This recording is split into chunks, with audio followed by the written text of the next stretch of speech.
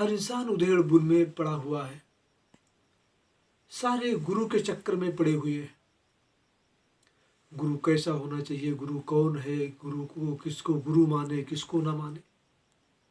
तो 90% दुनिया तो इस चक्कर में है कि हम किसी गुरु को नहीं मानते। हम वेद को मानते हैं, पुराण को मानते हैं, राम को मानते हैं, कृष्ण को मानते हैं, भगवान को मानते हैं, शंकर को मानते हैं। तो इस सारी 90% दुनिया इसमें पड़ी हुई है कि वो गुरु तो चाहती नहीं, गुरु से उसका कोई लेना देना ही नहीं, बस ऐसे आ जाओ ऐसे वो चला जाना चाहता है। परंतु साथ संगत जी, जो गुरु भी चाहते हैं, गुरु भी करते हैं, वो जातिवाद, वंशवाद और धर्मवाद इत्यादि में फंसे पड़े हैं कि बस मेरा गुरु मेरी जाति वाला होना चाहिए, मेरा गुरु फला जाति का होना चाहिए, हम ऊंची जाति वाले से गुरु मंत्र लेंगे, हम छोटी जाति वाले से गुरु मंत्र नहीं लेंगे।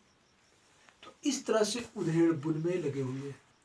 और कुछ लोग तो यहाँ तक कहते हैं कि गुरु एक करना चाहिए, दो नहीं। गुरु एक का मतलब कुछ बहनें हैं उदाहरण देती है कि जैसे एक पति होता है उसी तरह से गुरु भी एक करना चाहिए। लेकिन साथ संगत जी, हम उन बहनों से पूछते हैं, उन माताओं से पूछते हैं जिनका कहना यह है कि गुरु एक होता है, जैसे पति एक तो उसी तरह से गुरु एक। अरे गुरु का दर्जा पिता से बढ़ के होता है, गुरु का दर्जा माता से बढ़ के होता है, गुरु का दर्जा पति से बढ़ के होता है। तो गुरु की तुलना पति से नहीं किया जा सकता। गुरु होता है, उसकी तुलना भगवान से भी नहीं की जा सकती। गुरु भगवान से भी बढ़ के होता है। साखी उठा के देख लीजिए, गुरु गोविंद दो खड़े काके लागे पाए, बलिहारी गुरु आपने गोविंद यो बताए।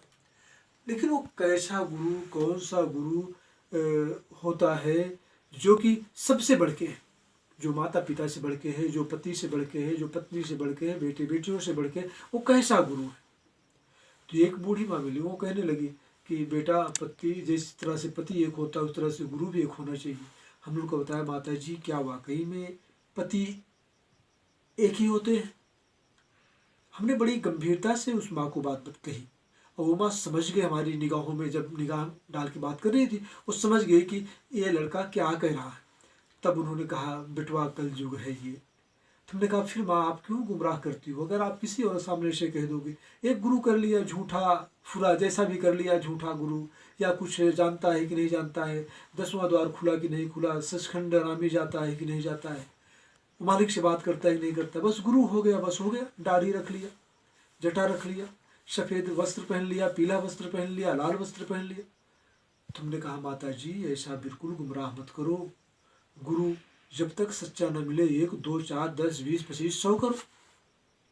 उसी तरह से एक बुजुर्ग आदमी मिले थे, लगभग उम्र 80-85 की रही होगी, उन्होंने हमसे यही बात कही गुरु एक होना चाहिए। हमने कहा कि भाई जी हमारे पास कितने गुरु हैं हम आपको बताते हैं।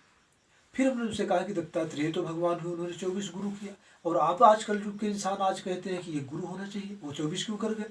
तो उन्होंने माना, थे कुछ ज्ञानी किताबी कीड़ा, किताब पढ़े हुए थे, उनको ज्ञान था, तो किताबी ज्ञान थोथा ज्ञान होता है जब तक आत्मिक ज्ञान ना हो। तो उनको हमने बताया हमारे पास कितने गुरु आप गिन लीजिए।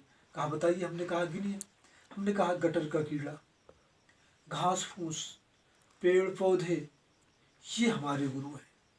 सारे पशु पक्षियाँ सारे जितने हैं ये हमारे गुरु हैं। हमारे भाई बहन यार दोस्त, हमारा बेटा हमारी बेटी, हमारी पत्नी, हमारे माता पिता, हमारे गुरु जिन्होंने हमें पढ़ाया शिक्षा दिया, 1 से लेके 2 3 4 5 6 7 8 9 10 BSc PGDCA तक जो हमने शिक्षा ग्रहण की। परंतु मेरा सच्चा सतगुरु एक है, वो है हुजूर पिता संत गुरमीत राम रहीम सिंह जी इंसा। वो हमारे सच्चे गुरु और वो हमारा सतगुरु है। यहाँ तक कि जो गुरु की बात, ये धरती, ये सूरज, ये चाँद, ये सितारे, ये सारे हमारे गुरु हैं। लेकिन मेरा सतगुरु जो है हमारे संत गुरमीत हुजूर पिता जी महाराज हैं, उनकी तुलना हम किसी भी देवी देवता, देव महादेव, भगवान, ब्रह्म, पार ब्रह्म, महापार ब्रह्म इत्यादि से हम कभी कर ही नहीं सकते, क्योंकि वो हमारे सतगुरु हैं और उनसे बड़ा कोई मेरे लिए नहीं है। तब उन्होंने कहा कि भाई आप बिल्कुल सही बात बताइए। हमने कहा आपको थोड़ा सा बता दें, गटर कीड़ा क्यों हमारा गुरु है?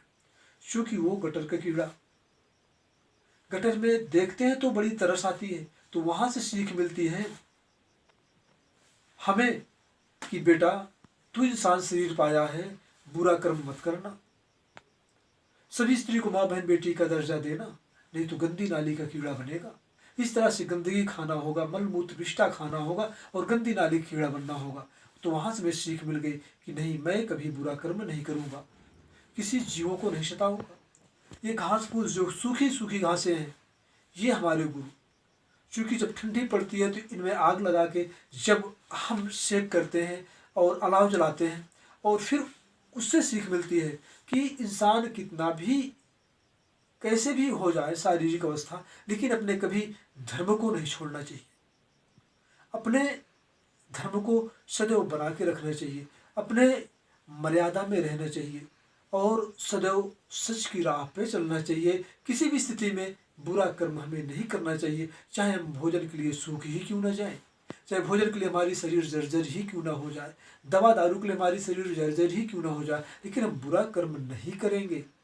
बुरा कर्म करके हम अपना इलाज नहीं करवाएंगे, बुरा कर्म करके हम अपने घर परिवार का पालन पोषण नहीं करेंगे। अर्थात चाहे हम सूख जाएं, उस तरह से वो सूखी घास भी हमें, सूखी घास का तिनका भी हमें सीख देता है कि बुरा कर्म मत करो। जब भी कुछ भी ऐसा भी, जब भी कोई कर्म करो तो वो सुखदायी हो।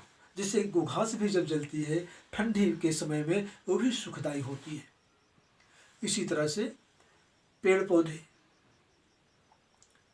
घास फूस हो गए, पेड़ पौधे हो गए, पेड़ पौधे भी शिक्षा देते हैं कि जैसे जैसे डाली पे फल लगते जाते हैं, उससे डालियाँ झुकती चली जाती है। इस तरह से हमें सीख मिलता है कि आप जैसे जैसे आगे बढ़ रहे हैं, चाहे जिस दृष्टिकोण से, दुनियादारी के दृष्टिकोण से, पढ़ाई लिखाई के दृष्टिकोण से, रूहानियत के दृष्टिकोण से, जैसे जैसे आप आगे बढ़ रहे हैं, तो उसी तरह से आप दीनता नम्रता धारण करते जाइए। दीनता नम्रता धारण करोगे तो मालिक खुशियाँ देता आपको चला जाएगा। इस तरह से सासंगत जी, गुरु जब तक सच्चा ना मिले तब तक आप गुरु करते जाओ करते जाओ करते जाओ करते जाओ, और जब सच्चा गुरु मिलता है वहाँ पे आत्मबोध हो जाता है, आत्म शांति हो जाती है, और आपके अंदर वो प्रकाश और नूर जल उठता है। और हो न हो आपको, चाहे स्वप्न में, चाहे आपको जागृत अवस्था में, चाहे सुमरन ध्यान भजन के दौरान, वो मालिक आपको एहसास दिलवा देता है कि ये पूर्ण गुरु है। इसलिए पूर्ण गुरु की तलाश पूरे जीवन करनी चाहिए। अगर अंतिम समय में पूर्ण गुरु मिल गया तो इंसान शरीर पाने का लाभ आपने उठा लिया। और इस धरती पर आप चाहे जितने मकान बना लो, चाहे जितना बढ़िया सब कुछ बना लो, ये बनाना चाहिए। लेकिन अगर आपको पूर्ण गुरु नहीं मिला, सच्चा गुरु नहीं मिला, आपको सुमरन का तरीका नहीं मिला, राम नाम नहीं मिला, वो भी सच्चा राम नाम। राम नाम दो होते हैं, इसका अगले एपिसोड में आपको जिक्र किया जाएगा। तो राम नाम दो होते हैं, तो इसलिए कोई भी सच्चा गुरु जब तक आपको नहीं मिलता तब तक आप सच्चे गुरु की तलाश में लगो और अपने माता पिता, घर परिवार, यार दोस्त, सगे संबंधी का उद्धार करवाओ, इंसान होने का लाभ उठाओ। तो प्यारी सासंगत जी, इंसान शरीर मिलने के बाद अगर हमें सच्चा गुरु नहीं मिलता, हम इसका लाभ नहीं मिल पाएगा और हम वंचित रह जाते हैं। हम खाली हाथ आए और खाली हाथ चले गए, हमें कुछ नहीं मिला और काल हमें नरकों में डाल दिया, और नरक की यातना बहुत भयानक होती है। इसलिए सच्चा गुरु करके सुमरन करो, भक्ति करो। सच्चा गुरु कौन है आपको बता दिए, हुजूर पिता सब गुरमीत राम रहीम सिंह जी इंशा। धन धन सतगुरु तेरा ही आसरा।